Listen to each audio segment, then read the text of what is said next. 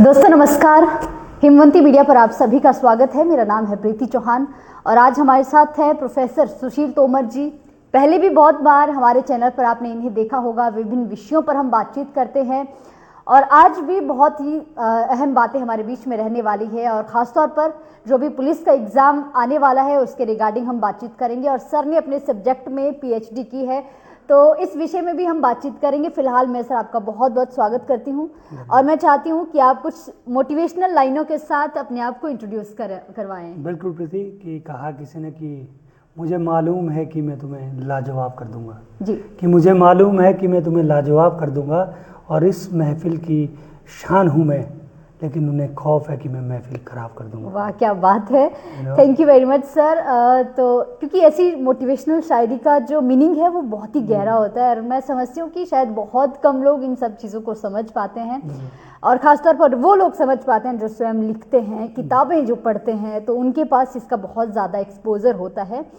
फिलहाल सर आपने अपने सब्जेक्ट में पीएचडी की है, रिसर्च भी आपने की है, तो मैं पहला ही आपसे ये जानना चाहूँगी, पहला प्रश्न कि एजुकेशन हमारे लिए या किसी भी इंसान के लिए क्यों ज़रूरी है, क्या महत्व है शिक्षा का हमारे जीवन में? सबसे पहले प्रीति, हिमवंती मीडिया का मैं बहुत बहुत धन्यवाद करता हूँ। Thank you sir. हर बार मैं कई बार लोगों से और विशेषकर स्टूडेंट से रूबरू होने के लिए मैं आपके माध्यम से जो है कोशिश करता हूँ। आपने बहुत अच्छा क्वेश्चन किया कि जो स्टडीज़ की वैल्यू है, आजकल क्या हो रहा है कि हर आदमी स्किल्ड की ओर जा रहा है। विशेषकर मैं देखता हूँ कि आजकल टेक्निकल एजुकेशन की ओर या दूसरी चीज़ों की ओर, प्रोफेशनल कोर्सेज कुछ भी आप कह लीजिए, उस पर ज़्यादा अट्रैक्ट हो रहे बच्चे। जबकि मेरा मानना ये है कि हायर स्टडीज़ की अपनी वैल्यू है, चाहे वो ग्रेजुएशन है, पीजी है, एमफिल है, रिसर्च है। ये चीज़ें आदमी को, एक स्टूडेंट को एक्सपर्ट बनाती है, मैच्योरिटी लाती है। लेकिन उधर बंदे उधर डाइवर्ट क्यों हो रहे हैं? इसका रीज़न है जो शॉर्टकट मेथड है। हर स्टूडेंट और पेरेंट्स भी, उन्हें ये लगता है कि डिप्लोमा मेरे पास आएगा तो मैं एलिजिबल हूँ जॉब के लिए। बिल्कुल। और पेरेंट्स भी ये चाहते हैं, क्योंकि पेशेंस का लेवल अब घट रहा है, कि +2 के बाद तुरंत तो बच्चा कमाने लग जाए या कहीं ना कहीं जो है अपना अर्निंग शुरू कर दे। जबकि ऐसा नहीं है। बड़ी चीज़ के लिए, जैसे बिल गेट्स ने कहा है, for big achievements you need a big time. बड़ी चीज़ों के लिए बड़ा टाइम लगता है, इंतजार आपको करना पड़ेगा। बिल्कुल। तो मेरा विशेषकर ये रहता है कि मैक्सिमम बच्चे कोशिश करें कि हायर स्टडीज़ की तरफ जाए। एक दौर था जब कॉलेजेस में 3000-4000 बच्चे होते थे, आजकल 1800-1900 पे आ चुके हैं। कई कॉलेज में ऐसा है, बड़े कॉलेजों में भी ऐसा है। और अब तो मुझे लगता है और कम हो जाएंगे, क्योंकि अब जो है वो 4 साल की डिग्री कर दी है जो 3 साल की होती थी। बिल्कुल ऐसा हो सकता है, लेकिन मेरा मानना ये है कि अगर जैसे आपका ये मीडिया है और वो थोड़ा बच्चों को मोटिवेट करे या इस तरह की, उन्हें सबसे बड़ी दिक्कत आजकल गाइडेंस की है। बच्चे ये नहीं सोच पा रहा है कि मुझे करना क्या है, और फिर कई बार वो दोस्त हेल्प में या इधर उधर जो मार्केटिंग करते हैं ये स्किल्ड वाले, उसके चपेट में आ जाते हैं और हायर स्टडीज़ के तरफ जो उसका कदम है वो रुक जाता है।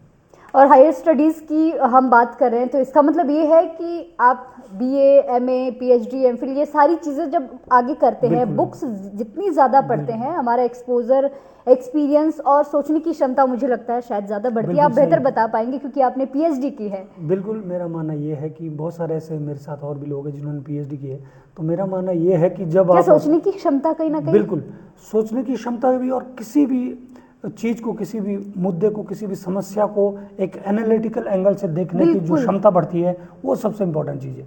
किसी भी चीज़ को आप जब देखते हैं तो ऑर्डिनरी हम क्या देखते हैं कि कोई चीज़ पड़ी हुई है, मोबाइल पड़ा हुआ है, लेकिन एक जब रिसर्च के एंगल से देखते हैं तो आपके नेगेटिव और पॉजिटिव सारी चीज़ें इसमें देखते हैं कि पॉजिटिव क्या है, नेगेटिव क्या है। अच्छा, शिक्षा व्यवस्था कैसी है? अगर हम शिक्षा की बात कर रहे हैं कि शिक्षा बहुत ज़रूरी है, उसके लिए इंफ्रास्ट्रक्चर, व्यवस्थाएं बहुत अच्छी होनी चाहिए, आपके अनुसार कैसी है हिमाचल में?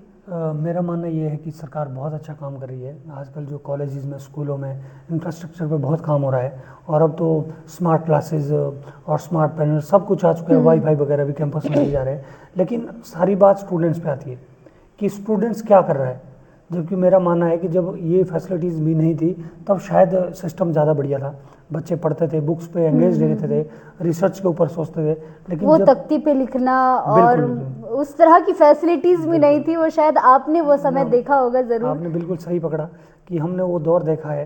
लेकिन ये मैं मानता हूँ कि दौर बदलते हैं, बोलते हैं और ज़रूरी भी है शायद बदलना। मोहब्बतें, ख्वाहिशें, चाहते, मोहब्बतें सदा जहाँ में रहती नहीं, आज मैं जहाँ हूँ कल कोई और था।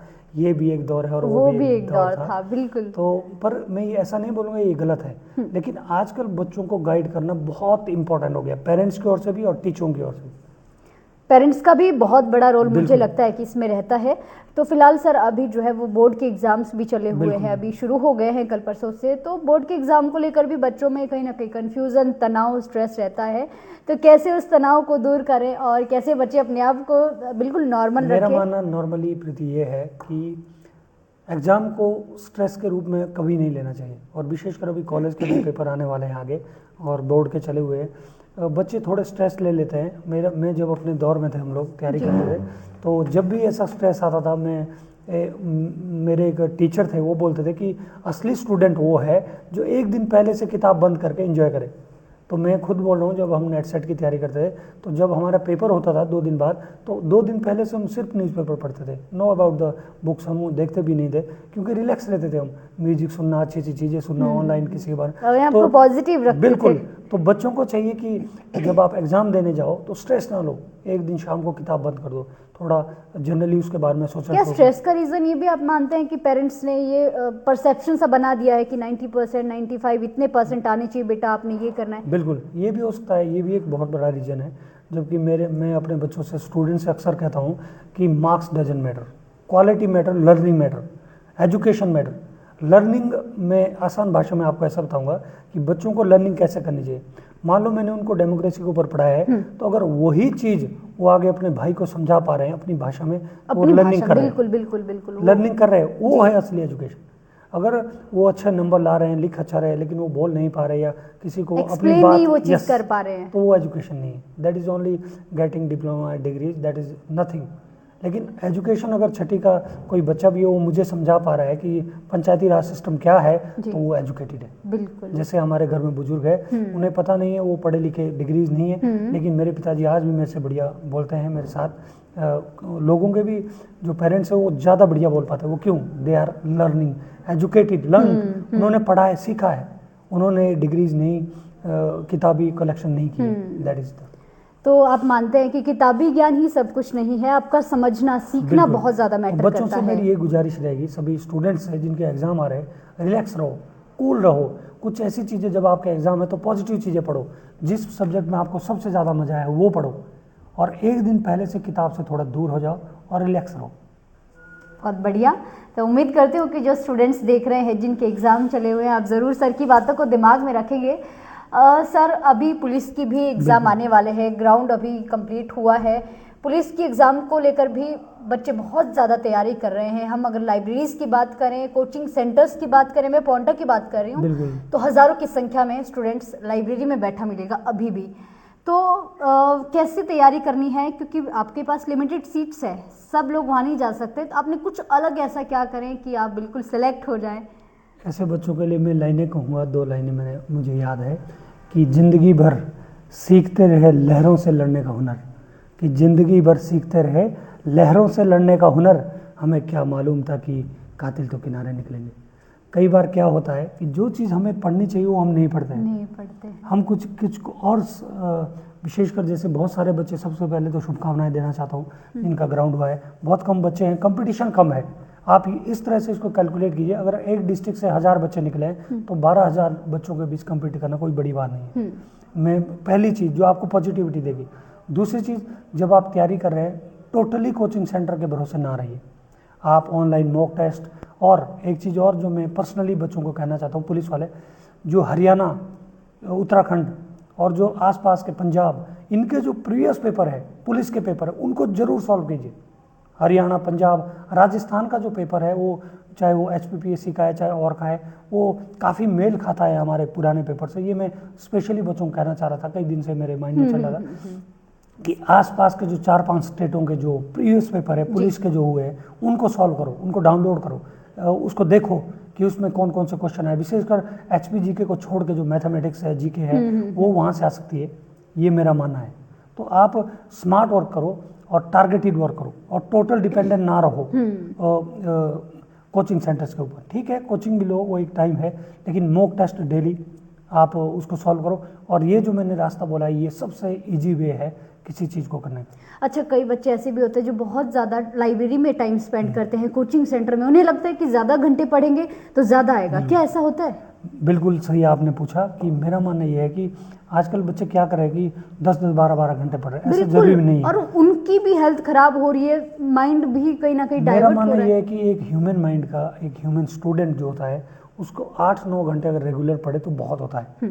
8-9 घंटे कंसंट्रेट करना बहुत टफ काम है, लेकिन अगर कोई कर पाता है तो बहुत बड़ी बात है। तो टोटली जो आप अगर लाइब्रेरी पे ही डिपेंड रहेंगे तब भी कई बार आप ओवर स्टडी कर देंगे, जिससे वहाँ आपको जब आप पेपर सॉल्व करेंगे तो कहीं ना कहीं आपको समस्या आएगी, कंफ्यूजन रहेगी। तो आपको क्या करना है कि आपको उन्हें थोड़ी देर बैठना है, 3-4 घंटे, फिर थोड़ा कॉफ़ी पीने बाहर आओ, अपने दोस्तों से एक ग्रुप बनाओ, उनके बीच डिस्कशन करो, चाहे वो 3 लोग हैं 4 लोग हैं, और जब आप पढ़ी हुई चीज़ों को डिस्कस करेंगे तो आपको जरूर याद आएगा, बिल्कुल याद आएगा, स्ट्रेस भी घटेगा, जी। आपका कॉन्फिडेंस बढ़ेगा कि मुझे कितनी चीज़ें आती है, सामने वाले का कॉन्फिडेंस बढ़ेगा। तो totally you should be follow the smart work, मेरा मानना है। मतलब ज्यादा घंटे मैटर नहीं करता है, क्वालिटी वाला मैटर करता है कि आप 4 घंटे पढ़ें लेकिन कंसंट्रेशन के साथ, विदाउट स्ट्रेस, रिलैक्स होकर। Discussion is the only way जो आपको जो है स्ट्रेस से बाहर ला सकता है। मतलब जो आपने पढ़ा है वो आप अगर डिस्कस करते हैं तो दिमाग में उसकी पिक्चर बनने लग जाती है। बिल्कुल ठीक बोला जी। तो सर, अभी 8 मार्च को विमेन डे भी है, और विमेन डे पर भी हम कुछ बात आपसे करना चाहेंगे। महिलाएं कैसे एम्पावर बने? मुझे बड़ी खुशी होती है आजकल जो हम महिला सशक्तिकरण पे बात कर रहे हैं। हमारे एरिया में मैं एक एग्जांपल यहाँ से गर्व से देना चाहता हूँ। मेरी पढ़ाई हुई एक स्टूडेंट है बबीता, वो आजकल बीडीसी मेंबर है, नगेता जो हमारा बीडीसी वार्ड है। तो महिलाएं जब तक आगे नहीं आएगी तब तक काम नहीं होगा। दूसरी चीज़, पॉलिटिक्स, मेरा मानना जो पर्सनली, राजनीति एक सबसे बड़ा मंच है जो महिलाओं को पावर देता है। इसके अलावा आप एचएएस, सिविल सर्विसेज, इसमें जाकर भी पावर ले सकते हैं, लेकिन उसमें तो आपको कोई क्वालिफिकेशन जरूरत ही नहीं। आप सिर्फ लोगों से जुड़िए, अपनी बात रखने की कोशिश कीजिए। और सबसे बड़ी बात, एक महिला, देखो विवेकानंद ने भी एक बात कही थी कि if you want to change the society then give me 50 educated women. 50 अगर पढ़ी लिखी महिलाएं मेरे साथ हो जाए तो मैं इस समाज को पूरा बदल सकता हूँ। तो ये सबसे बड़ा एग्जाम्पल है वुमेन एम्पावरमेंट का। और आप देखो अभी मीडिया में है, मैं चाहता हूँ ऐसी बहुत सारी लड़कियाँ आगे बढ़े। आप बहुत अच्छा कर रहे हैं, आगे भी इस तरह से आप भी जोड़िए अपने साथ जो आपके एरिया की लड़कियाँ हैं। मैं आपको कॉलेज में भी बुलाता रहूँगा टाइम टू टाइम। लेकिन ये ज़रूर है कि वुमेन एम्पावरमेंट हमारे देश के लिए बहुत ज़रूरी है, उसी से समाज आगे बढ़ेगा। अच्छा, कहा तो ऐसा जाता है कि पुरुष प्रधान समाज है, लेडीज़ को ज़्यादा आगे नहीं आने दिया जाता है। खैर आजकल ऐसा नहीं है, सब बराबर हो रहे हैं, जहाँ जेंट्स है वहाँ लेडी भी है। मैं आप छोटा सा एग्जांपल दूंगा। एचपीयू में जब मैं गया था तो वहाँ पे लगभग 50-50 की रेशो थी लड़कियों की, लेकिन आजकल जो है 80-20 की है। 80% लड़कियाँ और 20% लड़के हैं। तो आप कह सकते हैं कि लड़कियाँ तो कहीं चांद पे जा रही है और साइंटिस्ट बन रही है। खेलों में देखो हमारी लड़कियाँ। तो अब मैं ऐसा बिल्कुल भी नहीं कह सकता कि टोटल जो है पुरुष प्रधान समाज सोसाइटी है। हाँ बिल्कुल बदल रहा है समय। बिल्कुल। अच्छा, एक बोल्ड, ब्रेव और ना, जिस तरह से लड़कियों को कहा जाता है बेचारी है, डेलिकेट है, एक बोल्ड लड़की कैसे बने, ब्रेव कैसे बने, समाज की जो तमाम कुरीतियाँ है, चीज़ें, उन्हें कैसे फेस कर सकती है? मेरा मानना तो ये है कि मैं अक्सर बच्चों को ये कहता हूँ कि कभी भी आपको कोई मौका मिले, चाहे वो स्टेज मिले, कोई ऐसा रिप्रेजेंटेशन का मौका मिले, तो अग्रिम पंक्ति में खड़े रहो। लड़कियों को मैं ये कहता हूँ कि कभी भी आपको समाज में कुछ बोलने के लिए, कुछ करने के लिए जब मौका मिल रहा है तो आप अग्रिम पंक्ति में खड़े रहो, पीछे को मत जाओ। उससे आप में लीडरशिप क्वालिटी बढ़ेगी और आपसे 4 लोग और इंस्पायर होंगे। तो मैं यही कहूँगा कि कोशिश ये करनी चाहिए गर्ल्स को विशेषकर कि जब भी आपको स्टेज मिल रहा है आप पीछे मत हटिए, आगे को जाइए। और जैसे कल को आपने पॉलिटिक्स में आना है या सिविल सर्विसेज में जाना है, कुछ भी ऐसी चीज़ें हैं, तो आप उसमें अग्रिम पंक्ति में खड़े कि I can do that, no doubt on my self. कोई ऐसी महिला है जिसे आप आइडल मानते हैं कि बहुत ज़्यादा पावरफुल है, या फिर सोशल मीडिया के माध्यम से भी चाहे देखा होगा? वैसे तो बहुत सारे लोग हैं, लेकिन मैं जो राजनीति पढ़ी है, मैं इंदिरा गांधी को एक बहुत बड़ा आइडियल मानता हूँ लाइफ में। She was iron lady. उन्होंने जो देश के लिए किया, उस दौर के मैंने जब पढ़ा है तो एक बहुत बड़ी बात थी वो। मतलब एक उस देश में जब वो रियोट्स चले हुए थे, झगड़े चले हुए थे, बहुत सारी चीज़ें थी, बांग्लादेश का युद्ध चला हुआ था पाकिस्तान के साथ, उस दौर में उस लेडी ने देश को खड़ा किया है।